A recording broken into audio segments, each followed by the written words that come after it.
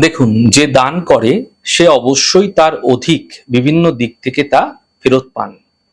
দাতা হওয়া সর্বদাই কিন্তু উত্তম। শ্রেষ্ঠ দান অসহায়কে অন্নদান, পশুকে পাখিকে খাদ্যদান এবং যতটা সম্ভব জলের দান করুন, তা আপনাদের ক্ষেত্রে অত্যন্ত শুভ হবে। জল দান মহান দান এমনটি বলাই হয়ে থাকে। জানেন তো, কিছু কিছু দানে জীবনের চরম সমস্যাও কিন্তু নিয়ে আসতে পারে। বাড়ির মেয়ে মহিলারা অনেকেই কিন্তু বাড়িতে আচার প্রস্তুত করেন। আচার টক জাতীয় খাদ্য।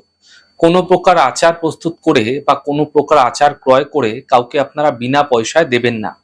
বিশেষ করে শ্বশুর বাড়ি থেকে বাপের বাড়িতে অথবা বাপের বাড়ি থেকে শ্বশুর বাড়িতে ভুলেও নিয়ে আসবেন না। এতে তাদের সঙ্গে সম্পর্ক তো খারাপ হবেই এবং শত্রুতাও বৃদ্ধি পাবে এবং সম্পর্ক একদম পুরোপুরি কিন্তু ধীরে ধীরে নষ্ট হয়ে যেতে দেখতে পাবেন। নিজের ব্যবহৃত পোশাক কাউকে পরতে দেবেন না। যদি কাউকে দিতে ইচ্ছে হচ্ছে তাহলে তা কেচে আয়রন করে রোদে শুকিয়ে দিন। এবং যদি কাউকে আপনার বস্ত্র দিচ্ছেন তারপরে আর সেই বস্ত্র ব্যবহার করবেন না। এতে আপনার শারীরিক অবনতি হতেও দেখা যেতে পারে।